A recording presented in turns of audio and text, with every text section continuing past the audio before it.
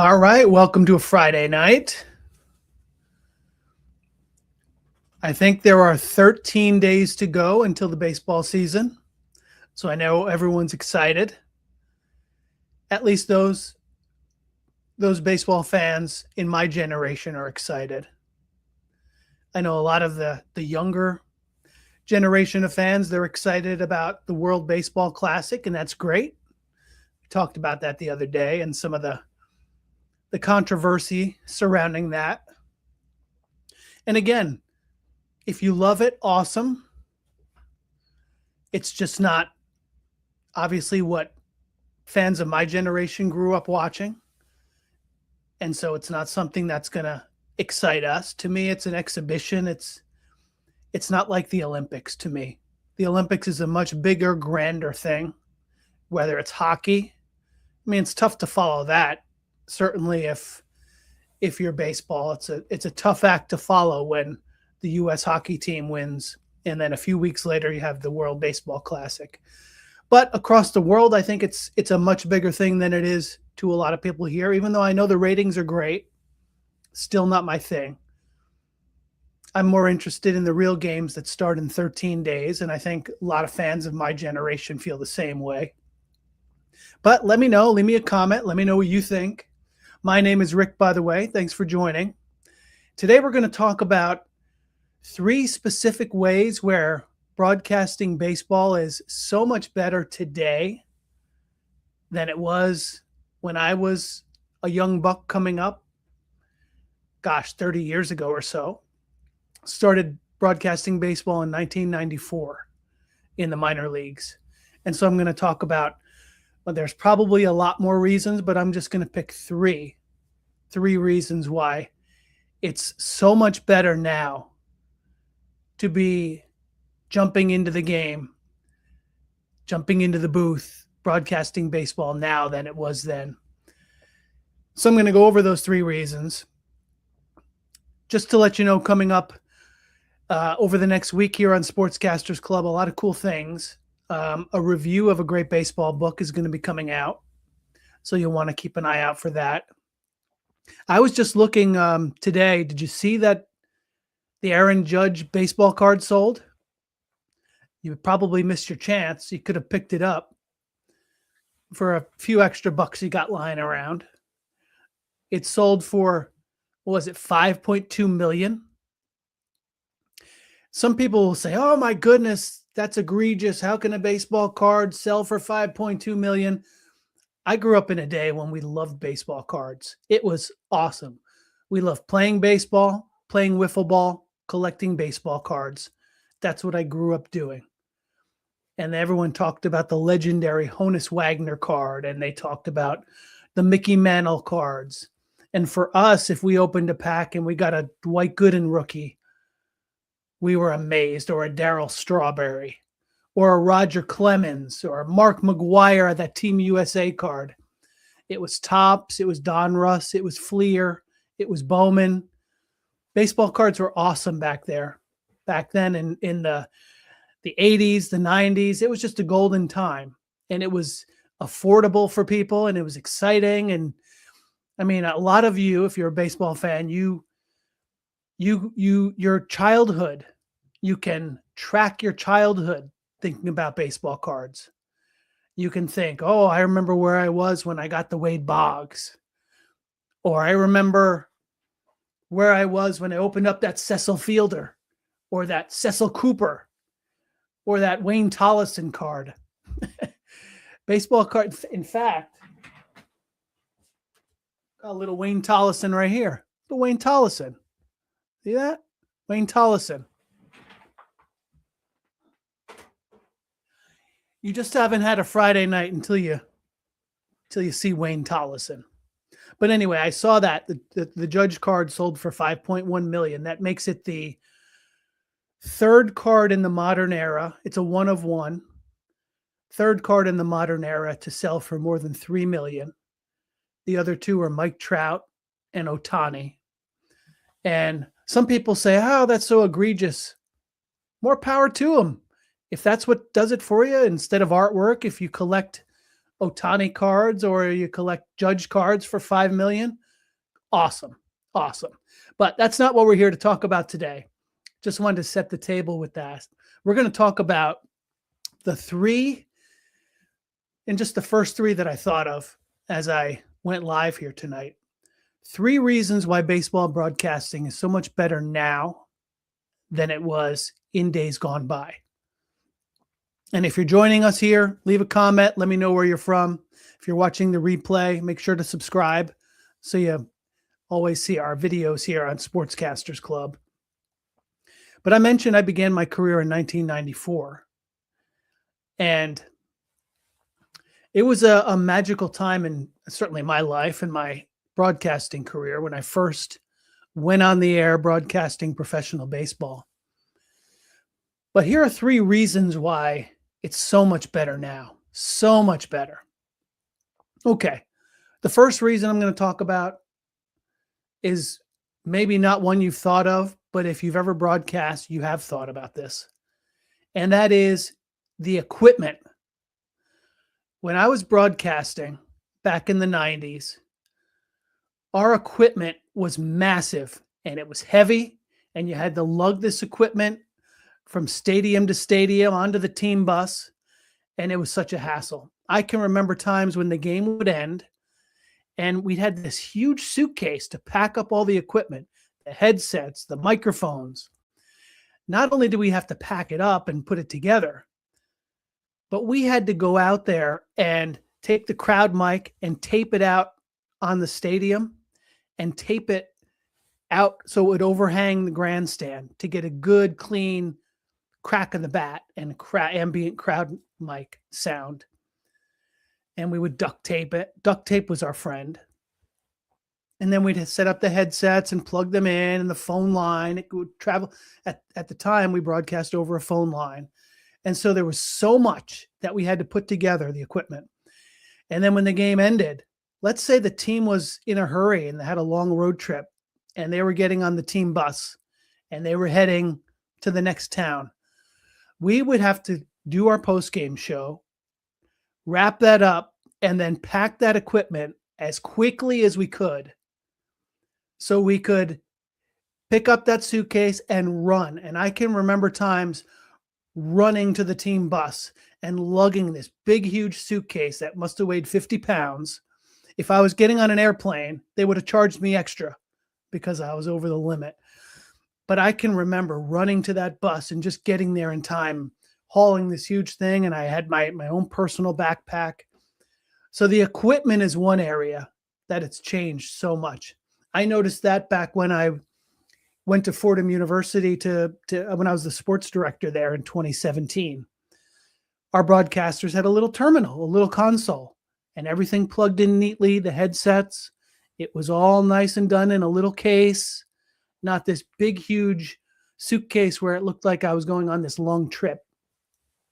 So that's one area where broadcasting baseball is so much better now. Let's take the second area.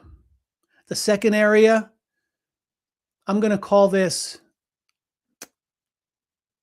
the internet of communication. And what that means is we've got all the information we need right at our fingertips. We can learn about teams, players, trends, stories, storylines, everything. And we can learn it at any time of the day. Back when I broadcast, when I first started in 94, we would learn a lot about players through Baseball America. That would come monthly. We'd get the Baseball America, or was it weekly? Might have been weekly. I know I had a subscription for a few years. Sometimes people would share a subscription. It was the Bible with baseball. And that's how you learned how the players were doing when they left your team. So they moved up the ranks in the minor leagues, and you'd follow Baseball America. And by the time you got it and you looked at the stats, it was what they did, the previous month. But that's how you'd follow what guys were doing. Nowadays, you can see it all live. You can watch their games live. You can listen to their games live. You can see their stats immediately. As you're broadcasting your game, you can be tracking this about what other players are doing that used to play on your team. So it's so much easier now with technology and communications. It's all at your fingertips. And I'm not saying we had it terrible back then. There was a lot we could do. There was a whole lot of information we had, especially as I moved up and, when I spent the year 2000 with the Norwich Navigators, the Yankees AA team. We had the laptops and we had all the stats. And in fact, it was one of my duties to compile the stats for the press box that night and have it all ready to go for all the media, the print media, the broadcasters, any of the traveling media that would come into town. So we had a lot even then. But going from the mid 90s to 2000, big jump. And then from 2000 to now, monumental jump. So broadcasters have it so much easier now. In fact, as I talked about, 13 days until opening day, broadcasters now, you can flip on games, watch spring training games. We talked about the World Baseball Classic. You can watch that. You can watch so much right now, live material. So you're able to be more familiar and comfortable with opposing teams, with different leagues, different players. You can just be so much more knowledgeable. And that's what it's all about when you're a broadcaster. How can you be more knowledgeable and know more than you did the day before, the season before? So that's two reasons. I mentioned equipment and I mentioned communications. There's another one that I'm going to bring up, another reason why baseball broadcasting is better now. And here it is. There are so many more places to learn and improve now. In the old days, and I mean, prior to the 70s, 60s, it was very difficult because, if you want to go back even earlier to when baseball was flourishing on the radio, that's how you learned. You tuned in and listened. You heard Ernie Harwell. You heard Red Barber. You heard Mel Allen. That's how you learned what a baseball broadcaster was. But as the years went by, then you had television and you could see a lot of these figures, know who they are, learn from them, people like Bob Costas or just a myriad of names. And then as you got into more modern day, then you've got Tim McCarver and Ralph Kiner and even the modern day broadcasters of today, John Smoltz and Jack Buck and Joe Buck and the Careys and just there's so many great ones that now you can see them all. And that's a huge advantage because you can learn. There's so many more places to learn from. Then you have specific schools you can go to learn how to be a broadcaster. Whether it's a place like the Connecticut School of Broadcasting, which I taught for many years in Connecticut and in New Jersey, or whether it's an actual school like Fordham University, Syracuse University, Marist College, or wherever you're going to go to become a sports broadcaster. There are actually schools that now focus on it. So that's a big advantage that broadcasters didn't have back in the day. Huge advantage. So you can do that. And then finally, as part of education, right here, how many places can you go on YouTube or through listening to podcasts where you can learn about baseball broadcasting? You can listen to podcasts to get better. You can become familiar with players and storylines and listen to talk shows. I turned on a sports talk show today. It was horrific. I saw an article earlier that was talking specifically about WFAN radio in New York, and it was Joe Beningo. It was with Awful Announcing. And Joe Beningo said, the heyday of WFAN is over. He was talking about the day when it was himself, Steve Summers, Dave Sims, Ed Coleman, Imus in the Morning, Mike and the Mad Dog, that whole time period of WFAN. And I have to agree with Beningo. That was a magical time in New York sports talk. That was a time when you consumed all of your sports and you got all of your sports information through that radio.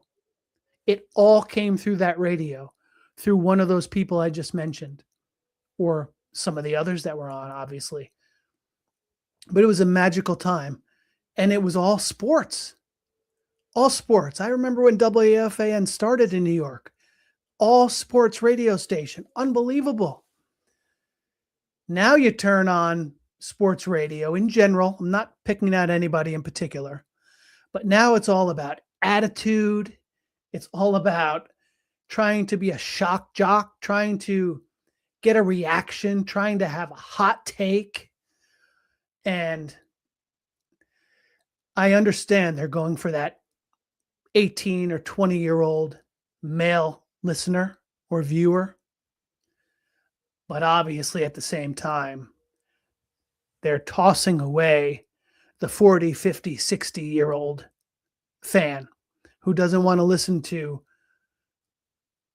turn on the radio like I did today and hear a whole discussion about vasectomies on the sports radio program. I turned it off. Because I wanted to hear what's going to happen in 13 days. What are some of the storylines? What are some of the breaking news stories that I have missed with spring training? And like I said, even though I don't really care about the World Baseball Classic, what's going on there? Or maybe March Madness. I know Siena got the MAC tournament seed, which is awesome. And who else is in and who's not in? And what are the storylines? Or Geno Smith with the Jets. That's a cool story. But I wanted to hear some sports. I was tuned in to hear some sports. And I got 5 minutes about a vasectomy. I tried to give them the time. I wanted to listen. I tuned in to hear sports. And all I heard was a vasectomy. It was about a vasectomy. And they were going on and on. How you do it. How the process works. What happens after when you go home. And I was tuned in to hear sports. So I'm sure, I know it. If I was 20 years old or 18 or 16, maybe I would have said, ooh, this is cutting edge. This is edgy. It's got an attitude. But it wasn't what I wanted to hear as an older, dignified gentleman who just wants to consume sports broadcasting content. That wasn't what I wanted to hear. So hopefully you found this interesting today and enjoyable. I talked about 3 different ways that baseball broadcasting is so much better now.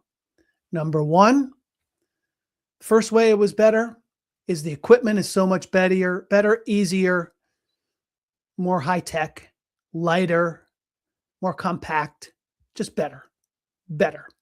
It's a great commercial. Our equipment is better.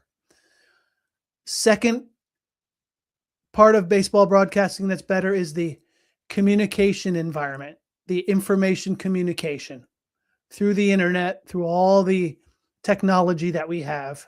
You've got so much information you're able to consume. That's the second way it's better. And the third way that it's better is that there are so many places to learn and improve. Yes, we do that here at Sportscasters Club, so I hope you're subscribed. But I mentioned some of the others, and there are so many here on YouTube. Hopefully you can find one because there's programs that talk about any topic here on YouTube, and you can learn about it. And then if you have to go fix your car, you can learn about it on YouTube. If you want to figure out some new sneakers to buy, you can take a look at YouTube. YouTube is a gold mine for so much. And how many times do you hear about, I'll do it all the time. I was reading this 1998 Yankees book by Jack Curry, and so many of the different stories he would talk about. I would put the bookmark in the book, and I'd pull out my phone, and I'd search for that because I remembered and I wanted to watch. Oh yeah, I remember when Chuck Knobloch had that brain fart at first base and he's pointing down at the ball, but I hadn't watched it in 20 years, so I wanted to go watch it again. Or when David Wells threw his perfect game or any of these things. So YouTube is awesome for that, for baseball broadcasters and for baseball fans. So hopefully this has been interesting for you. My name is Rick. Thanks for joining us today on a Friday night, 13 days until the baseball season. And until next time, so long. All right, catch you next time. Bye-bye.